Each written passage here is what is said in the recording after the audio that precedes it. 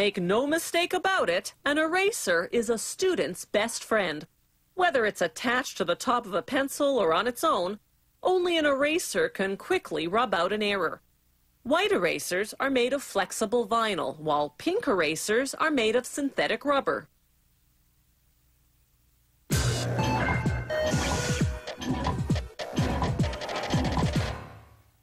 In 1736, a French explorer observed South American native Indians using a certain tree resin to make bouncing balls.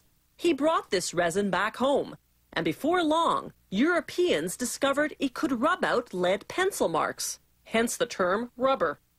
There was just one problem. After a while, rubber would rot.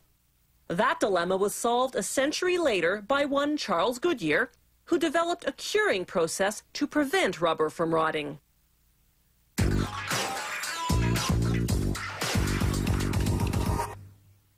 A lot of ingredients go into making a simple pink eraser.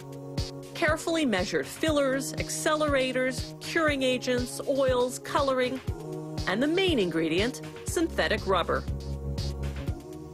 They start by putting a batch of rubber into a mill. The rubber passes repeatedly between large heated rollers. They throw in any defective erasers from the last production run, recycling them into this new batch. Then they add sulfur as a curing agent, accelerators to help the sulfur do its job, and red coloring. They blend everything for 5 to 10 minutes until the mixture is the consistency of heavy dough. Next, vulcanized vegetable oil. That's vegetable oil treated with sulfur, then regular vegetable oil, then calcium carbonate as a filler.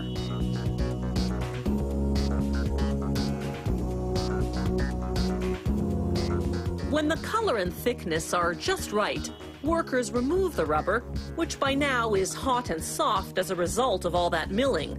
They leave it to cool and harden at room temperature for about half a day.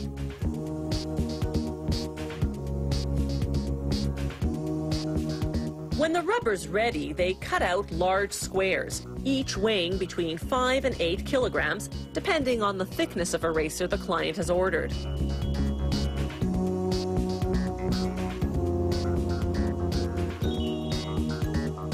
The squares go into a steam-heated press to cure for about 20 minutes at 163 degrees Celsius.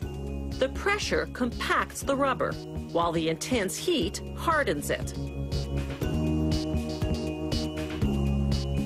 They trim off the excess, then submerge the hot rubber squares in cold water to stop the curing process.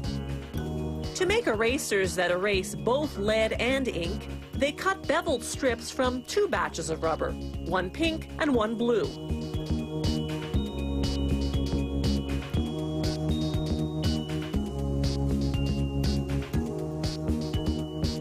The blue contains pumice, which gives it that extra abrasiveness to erase ink. They pair up each pink with a blue to form a 2-color strip. Then it's into the steam press.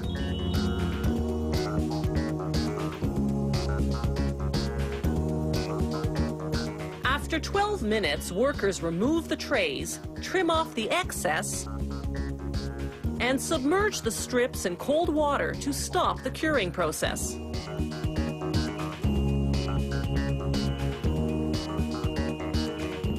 Then an automated machine chops the strips into pieces the size of erasers. Now back to the all-pink erasers. The rubber squares come out of their cold water bath and go through a machine that cuts strips with beveled edges,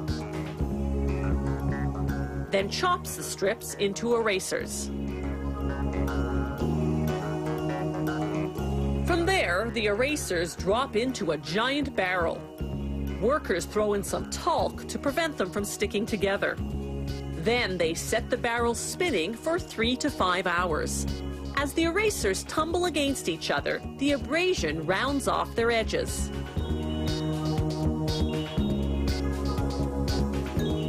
The last step is printing.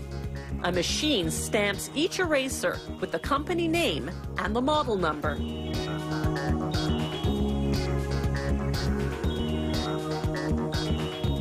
It's not the rubber that gives the eraser the ability to erase, but rather the vulcanized vegetable oil that's in it. That's what makes the eraser crumble when rubbed on paper, taking away the pencil marks with it.